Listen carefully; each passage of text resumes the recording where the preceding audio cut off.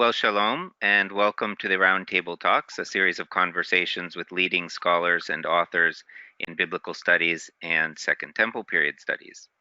My guest today is one of the best known and most influential biblical scholars in the world, so he hardly needs an introduction.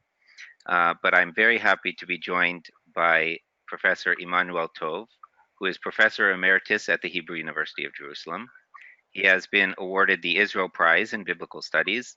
For 20 years was the editor-in-chief of Discoveries in the Judean Desert, which is the academic publication of the Dead Sea Scrolls. He has also been one of the editors of the Hebrew University Bible Project, has published hundreds of books, computerized tools, and scholarly articles on the Septuagint, the Hebrew Bible, the Qumran scrolls, and questions of textual criticism. So, Professor Emanuel Tov, it's a great honor that you have chosen to join us today. Thank you very much. Thank you. I wonder if I might begin with a very simple question, because the members of our audience come from different levels in their acquaintance with the fields of study that you are an expert in. But it's possibly a deceptively simple question as well. And that would be, what is biblical textual criticism and what does it aim at? In my first classes on textual criticism, indeed, I refer to textual criticism, and I always say that you can't miss it. We deal with textual criticism on a daily level. When you read the newspaper and you see something is misspelled in the newspaper, or they write an article on the first page and they repeat the same article with a different reading on the third page. So Yes.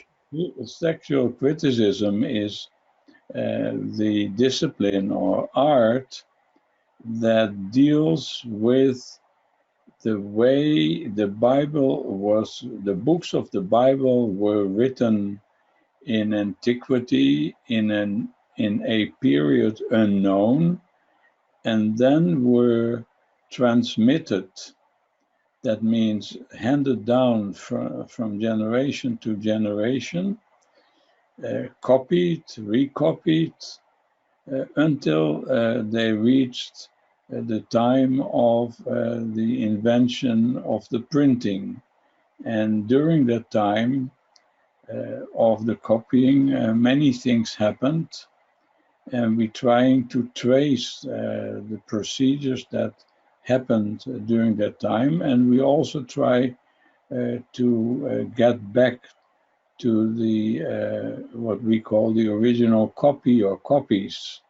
This is a discipline that's being practiced for basically all ancient literatures, but it's very complicated in the case of the Hebrew Bible, because it was transmitted in so many different forms and different languages. Thank you so much. And of course, you have a very well-known book, which is often used as a textbook in this field, which is called Textual Criticism of the Hebrew Bible. And I believe the third edition came out in 2012, if people want to look that up. And in that book, you do describe many of the practices used by scholars in the field for discovering the history of the text and a potential original form or original shape of the biblical text, as you also call it in one article. I wonder if I could ask another deceptively perhaps simple question. Was there a single original form of, let's say, Genesis or Jeremiah? Well, Jeremiah is the most difficult case. If we would be able to give an answer to that question, that would be the $1 million question.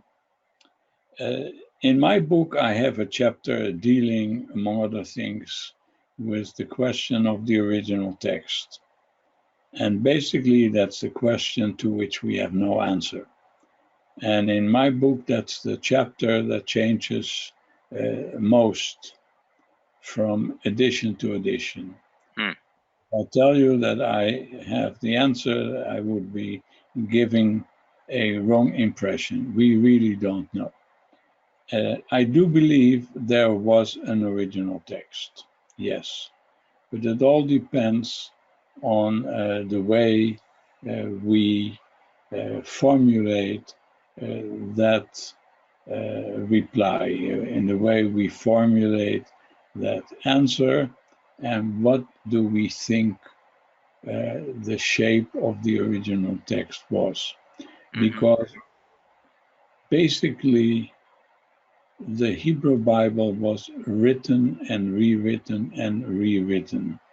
And the question is, which stage do you call the original text? I think the best way to, it sounds strange because if you think of a holy book, you might think there was just one original text. And if we forget such questions as the divine origin of the Bible, if we forget, we have to forget for a moment the question of, well, the Bible is big, but within the Bible there's the 5 books of Moses.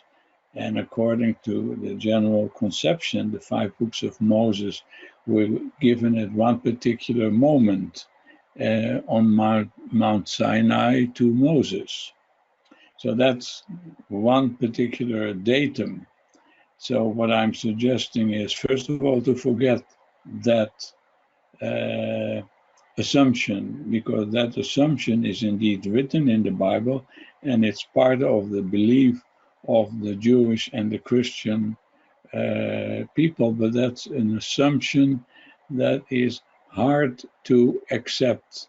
And the Jewish exegetes from the Middle Ages already realized that there are certain problems which make it difficult for us to realize that the exact same form of the books of Moses could not have been given to Moses on Mount Sinai, if only because the books of Moses, the 5 books of Moses, the Pentateuch, the Torah, give us the story of the death of Moses himself. So that could not have been given to Moses in its form as we have it today. But going back to the principle, I believe that we should compare the writing of the biblical books and the perennial correction and rewriting of the books with the way we write our papers today, with the way you yourself write a book. Like if I write a book today, now it's on computer, beforehand it was on paper. If I write a book on my computer, I call the first draft book 1. And I leave that because maybe something happens to my computer. So I leave that on a disk on key or on a floppy disk. They don't exist anymore, but I put that in some office. And then I continue writing, and I call that book 2. And if you work well, you'll get to book 67. And book 67, you bring to your copy editor. And then it's still your own work, but the copy editor makes some changes. Improves the style, puts a comma where I put a full stop, etc. It's all still part of my work. So the question is, which stage is the original book? Yes. The book goes then to the printer. And even then, things happen. Well, nowadays, the printer prints from computer files. So not much can go wrong, but even so, things go wrong. And it's not exactly my book 67 that goes to the printer that sees the light of day. And so the question remains, which stage can be called the original book? To me, we like to say that the printed copy is the original book. Well, all these problems also pertain to the writing of the original of the books in ancient times. Thank you. Yes, I'm sorry. Go ahead. And in particular, because we found intermediate stages. Yes.